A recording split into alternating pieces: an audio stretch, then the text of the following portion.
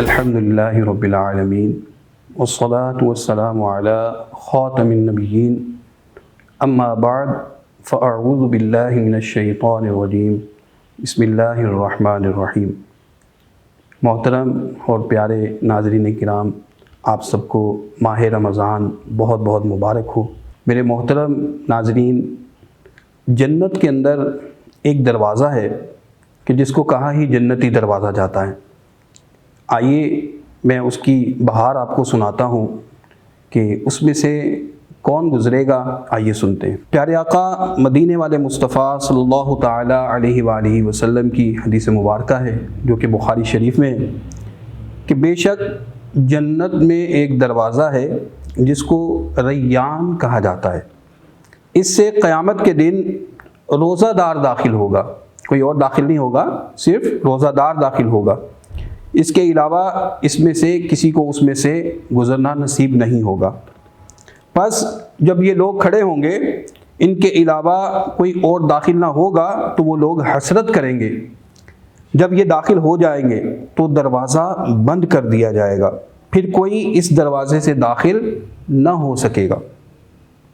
اور میرے پیارے آقا صلی اللہ تعالی علیہ وآلہ وسلم، جناب خاتم النبیین صلی اللہ تعالی علیہ وآلہ وسلم نے فرمایا کہ رمضان المبارک کا جو روزہ ہے، اس کی فضیلت میں ہے کہ جس نے رمضان کا روزہ رکھا اور اس کی حدود و قیود کو جانا، یعنی اس کے جو حلال ہیں اس کو حلال جانا، جو اس کے حرام ہیں اس کو حرام جانا، اور اس سے بچنے کی کوشش کی، تو اللہ عز و جل کا وعدہ ہے کہ جس سے بچنا چاہے تو بچا، اور پھر جو کر چکا وہ کر چکا، تو کیا ہوگا کہ وہ روزہ اس کے پچھلے صغیرہ گناہوں کا کفارہ ہو جائے گا۔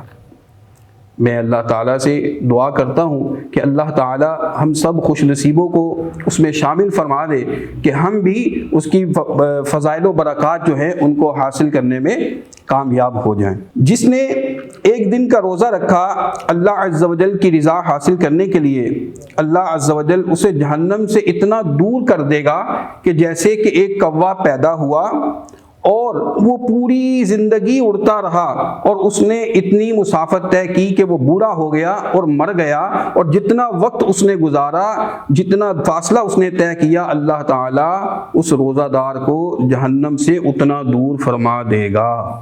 صلو علی الحبیب صلی اللہ تعالی علی محمد وعلی آلہ وصحبہ وبارک وسلم۔